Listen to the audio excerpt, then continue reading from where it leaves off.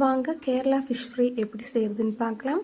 அதுக்கு 2 டீஸ்பூன் மிளகாத்தூள், 1.5 டீஸ்பூன் மல்லித்தூள், 1/2 டீஸ்பூன் மஞ்சள் தூள், தேவையான அளவு சால்ட்டு, அப்புறம் இஞ்சி பூண்டு பேஸ்ட்டு 1 டேபிள் ஸ்பூன், அப்புறம் வினீகர் இல்லாட்டி லெமன் ஜூஸ் 1 டேபிள் ஸ்பூன், தண்ணி ஊற்றி நல்லாவே திக் பேஸ்ட்டாக எடுத்துக்கலாம்.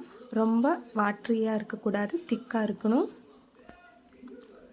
நல்லாவே மிக்ஸ் பண்ணிக்கலாம். மத்தி ஐயில் எந்த மீன் வேணாலும் எடுத்துக்கலாம், பெரிய மீனும் யூஸ் பண்ணிக்கலாம், ரொம்பவே டேஸ்டியாக இருக்கும். மல்லித்தூள் யூஸ் பண்ணுறதுனால ரொம்பவே திக்காக இருக்கும் மசாலா. இப்போ ஒவ்வொரு மீனாக நம்ம நல்லாவே மசாலாவில் கோட் பண்ணி எடுத்துக்கலாம். இப்போ எல்லா மீனுமே நம்ம நல்லாவே மசாலா தேய்ச்சி எடுத்தாச்சு.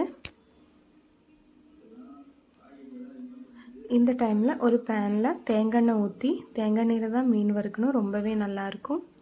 தேங்காய் எண்ணெய் நல்லாவே சூடாகிறதுக்காக வச்சுக்கலாம். சூடான தேங்காய் எண்ணெயில் கருவேப்பிலை, மீன் ஒட்டாமல் இருக்கிறதுக்காக கருவேப்பிலை போட்டுக்கலாம். அதுக்கப்புறமா நல்லா கொஞ்சம் கேப்பு விட்டு மீனை ஒவ்வொன்றா போட்டுக்கலாம்.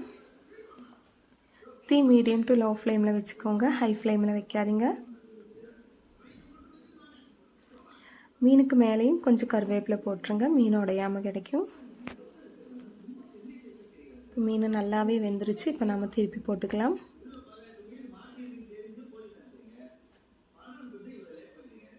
ரொம்பவே டேஸ்டியாக இருக்கும் இந்த மசாலா, ட்ரை பண்ணி பாருங்கள். பிடிச்சிருந்தால் லைக் பண்ணி, ஷேர் பண்ணி, சப்ஸ்கிரைப் பண்ணுங்கள். தேங்க்யூ.